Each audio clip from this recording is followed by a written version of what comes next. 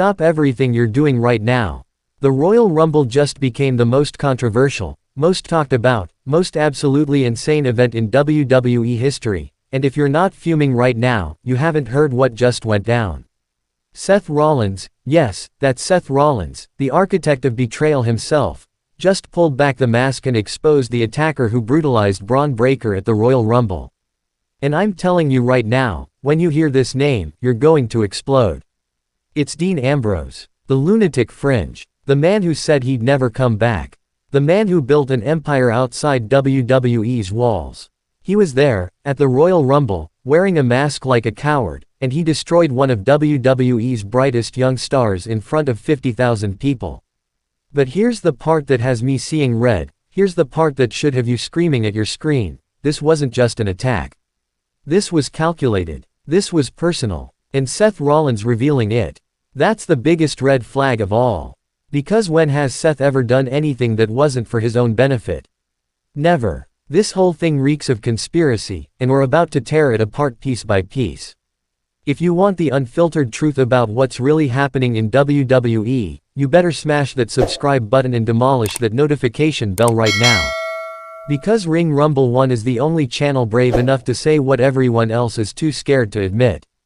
Don't miss a second of this chaos. Now strap in, because what I'm about to tell you will make you question everything you thought you knew about the Royal Rumble, The Shield, and WWE's master plan. Let's set the scene. The Royal Rumble, the grandest spectacle in professional wrestling.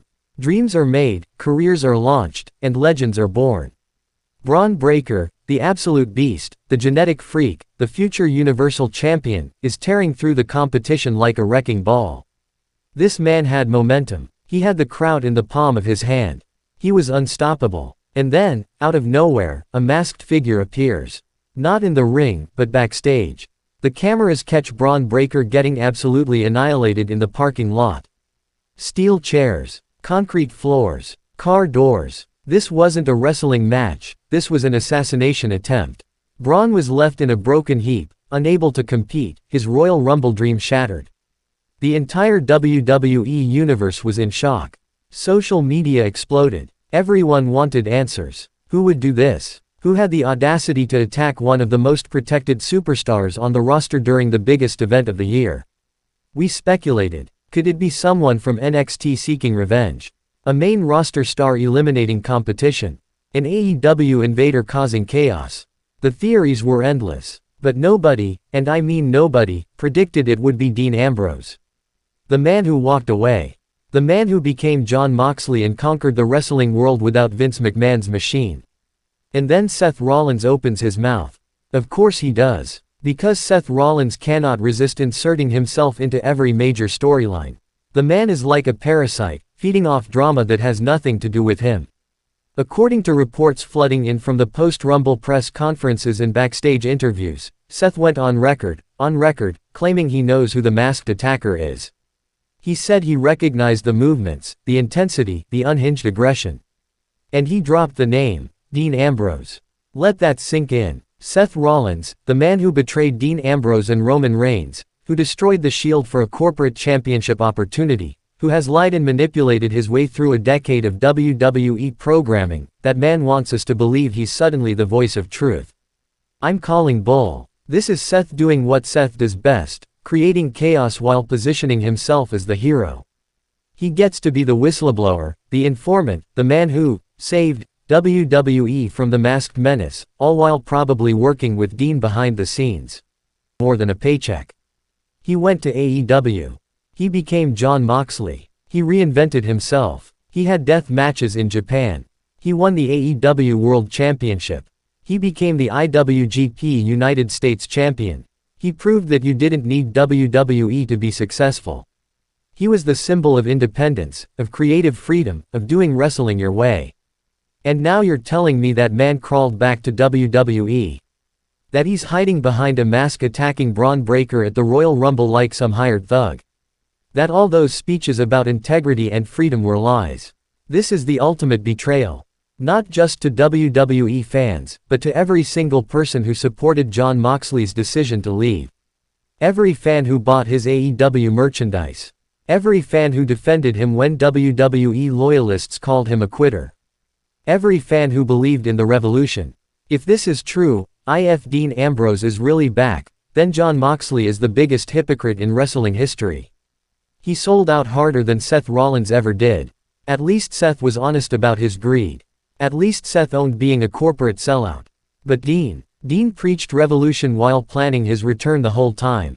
And what about Bron Breakker? What about the victim in all of this? Bron Breakker is a star. Second-generation royalty. The son of Rick Steiner. The nephew of Scott Steiner. This man has the genetics, the athleticism, the presence to be the next face of WWE. At just 27 years old, he's already accomplished more than most wrestlers do in their entire careers. The Royal Rumble was supposed to be his moment. He was being positioned to win the whole thing, go to WrestleMania, challenge for a world championship. This was his coronation. But instead, he's used as a prop in a storyline about 3 guys who had their moment 10 years ago. He's sacrificed on the altar of nostalgia because WWE can't let go of the past. Because Triple H and creative can't create new stars without destroying them for the benefit of old stars. This is infuriating. Bron Breakker should be main eventing WrestleMania, not laying in a parking lot so Dean Ambrose can make his dramatic return. This is everything wrong with modern WWE. They build you up just to tear you down for someone else's storyline. Now here's where things get really interesting. Here's where we need to put on our detective hats and follow the money and the motive. Theory number 1. Seth is lying. There's no evidence Dean Ambrose was at the Royal Rumble. Seth is deflecting attention because he's the one who orchestrated the attack. He hired someone to wear the mask and take out Bron because Bron is the future and Seth is terrified of being replaced. This whole Dean Ambrose reveal is a smokescreen. Theory number 2. Seth and Dean are working together. This is a Shield reunion disguised as a conflict. They're going to fight for a few weeks, Roman will get involved, and we'll get another Shield reunion storyline that nobody asked for. Meanwhile, Bron Breakker gets forgotten, and the old guard maintains their stranglehold on the main event scene. Theory number 3. This is Triple H's master plan. He knows nostalgia sells. He knows Shield merchandise flies off the shelves. So he threw a massive contract at Jon Moxley, convinced him to come back for one last run, and orchestrated this entire angle to spike ratings and sell WrestleMania tickets. He appearing at WWE's Royal Rumble. Did Tony Khan release him? Did they come to some kind of agreement? Did WWE throw so much money at the situation that AEW had no choice but to let him go? Or, and this is the nuclear option, is Jon Moxley working both companies? Imagine the chaos if Moxley is appearing in WWE while still under AEW contract. The legal battles, the industry warfare, this could reshape the entire wrestling landscape. But here's what really grinds my gears. If Jon Moxley did leave AEW to return to WWE, he's a traitor. He's abandoning the company that gave him creative freedom, that let him be himself, that treated him like a main event star. He's going back to the machine that tried to turn him into a corporate robot. Unless AEW's creative has become just as restrictive. Unless Tony Khan's booking has frustrated him. Unless the grass isn't greener on the other side, and Moxley realized he made a mistake leaving WWE in the first place. So where do we go from here? What's the endgame? If Dean Ambrose is really back, we're looking at mega matches. Dean vs Seth in a no-holds-barred grudge match. Dean vs Roman for Shield supremacy. Dean vs Bron in a revenge angle. Dean in the World Championship picture. The possibilities are endless. But here's my fear. WWE is going to ruin this. They're going to overscript it. They're going to drain all the authenticity. They're going to turn Dean Ambrose into a corporate character who delivers scripted promos instead of the unhinged lunatic we fell in love with. Remember WWE Dean Ambrose? The gas mask promo. The germaphobe gimmick. The time they had him get his shots in his butt. That's the Dean Ambrose WWE wants. Not the Death Match King. Not the IWGP Champion. Not Jon Moxley. And that's what makes this tragic instead of exciting.